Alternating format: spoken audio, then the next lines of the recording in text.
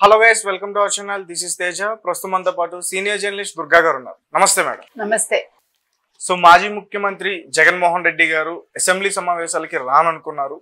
మొత్తానికి అసెంబ్లీ సమావేశాలకైనా హాజరయ్యారు, ప్రమాణ స్వీకారం చేశారు.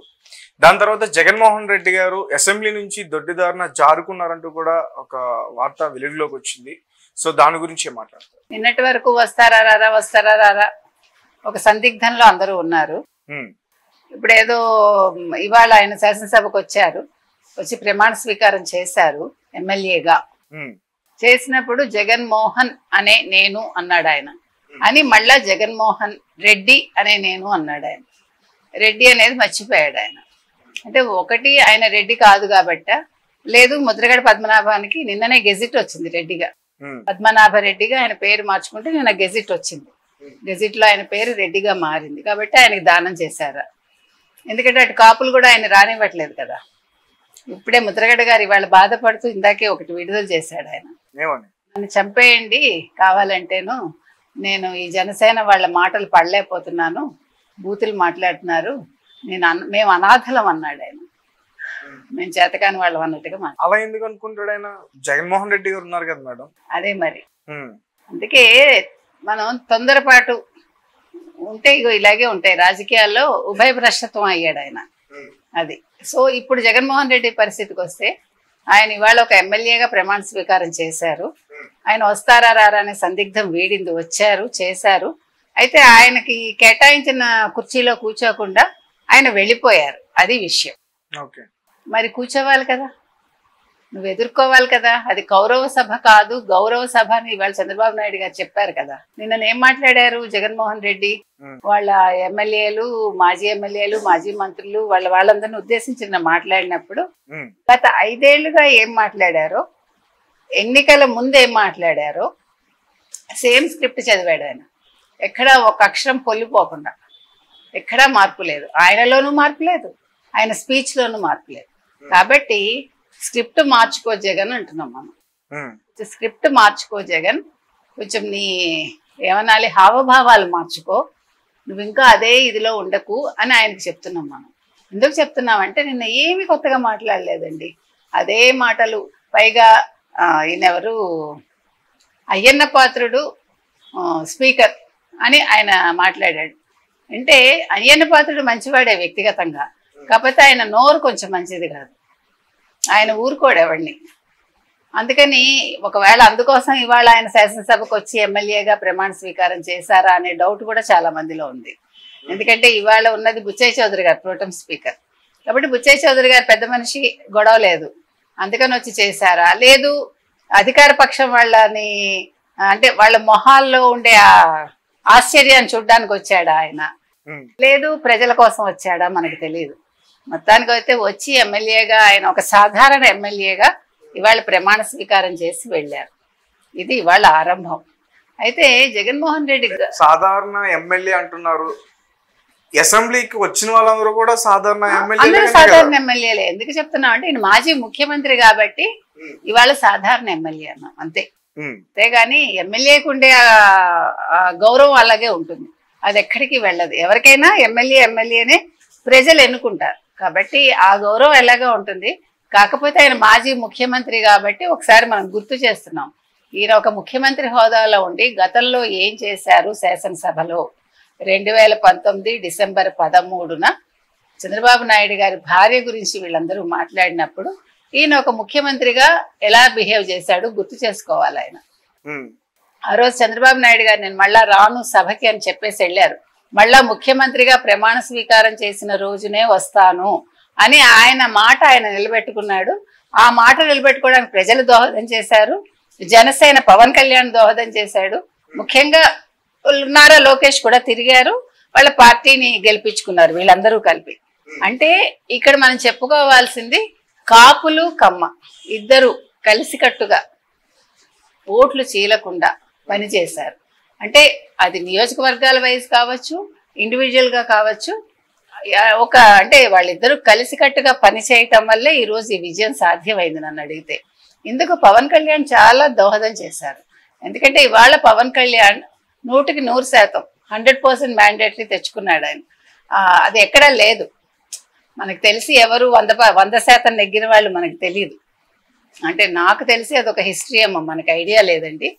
ఏది ఏమైనా 2019 నుంచి 24 వరకు ఏం జరిగిందో అది శాసనసభలో జరిగిన విషయాలు కూడా చరిత్ర పుటలకి ఎక్కాలి.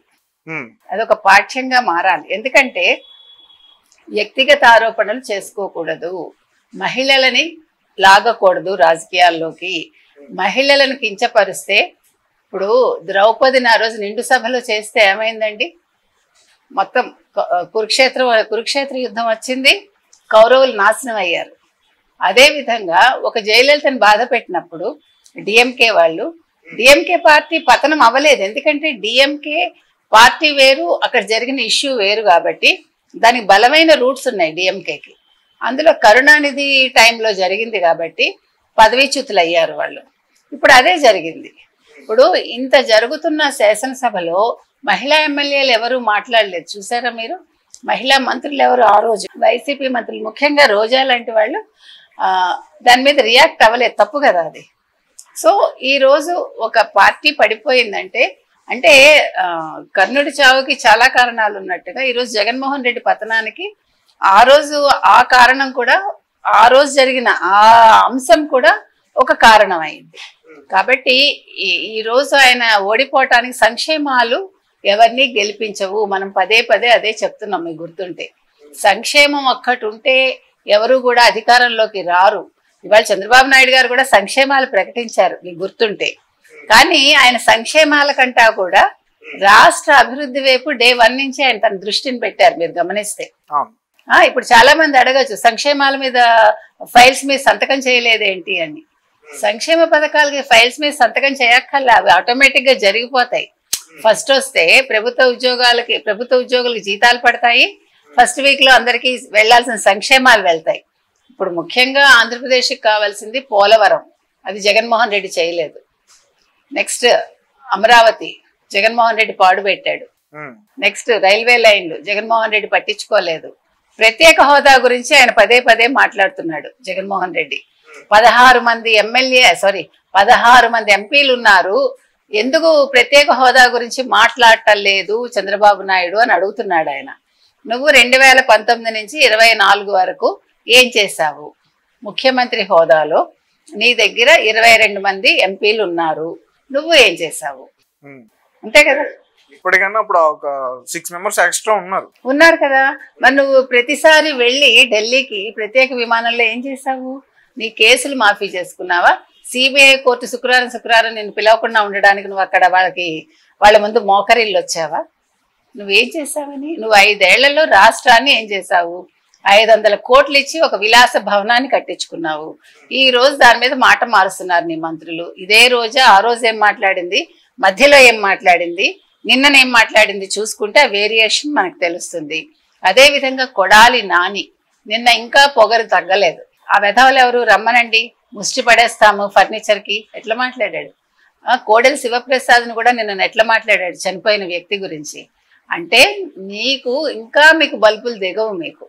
మీకు ప్రజలు ఇంత మ్యాండేటరీ ఇచ్చినా, మీరు వద్దు మొర్రో అన్నా కూడా ఇంకా నువ్వు ఇలాగే ఉన్నావంటే నీకు కాదు నష్టం.